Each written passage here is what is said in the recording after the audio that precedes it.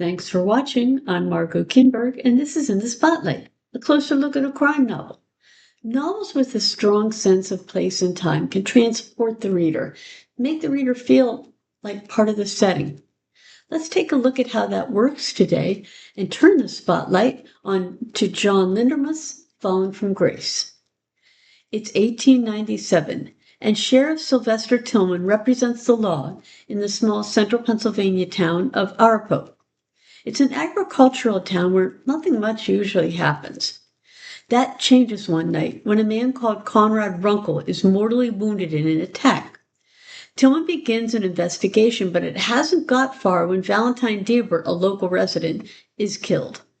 Tillman believes the two deaths are related, but on the surface, nothing seems to connect them. Then there's a third murder.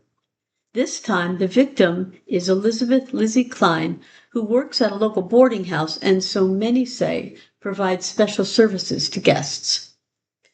Now, the people of Arapahoe are getting worried. Is there a maniac killer on the loose? It doesn't help matters that the town leaders are pressuring Tillman to make an arrest. He persists as best he can, but he finds that some people are not saying everything that they know. There's danger, too, as Tillman slowly puts the pieces of the puzzle together. Little by little, he makes the connection among the murders, and we learn who the murderer is and what the motive was. So, what are the elements in this novel? What keeps it going? The novel takes place at the end of the 19th century, and Lindermuth places the reader in that time period. Dress, customs, and so forth are reflected in the story. It's also worth noting that, given the era, Tillman doesn't have access to a telephone, computer, DNA testing, etc. He can use the telegraph system, and of course, there are letters. But still, Tillman gets most of his information from witness accounts, some physical evidence, and what he learns from newspaper accounts and other public records.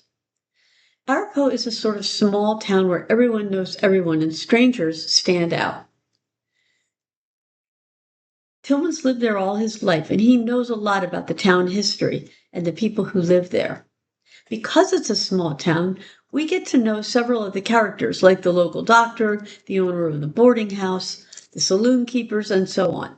Not all of them are major characters in the novel, but they establish the setting. This particular setting may feel a bit like a Western.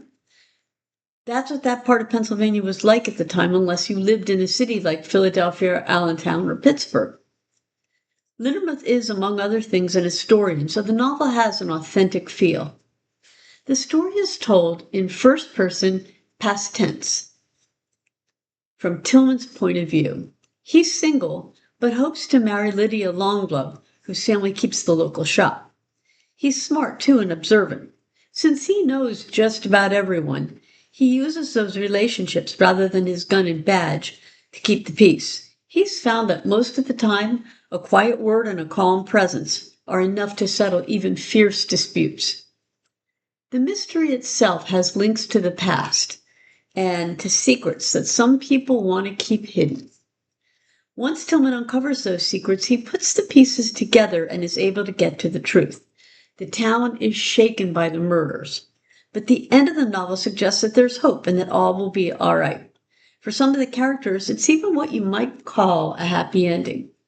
Fallen from Grace is the story of a small town and the impact of some ugly murders on the people who live there. It features a central Pennsylvania historical setting, a perplexing mystery, and a sheriff who cares about his town and its residents. This has been In the Spotlight. I'm Margot Kinberg. Thanks for watching.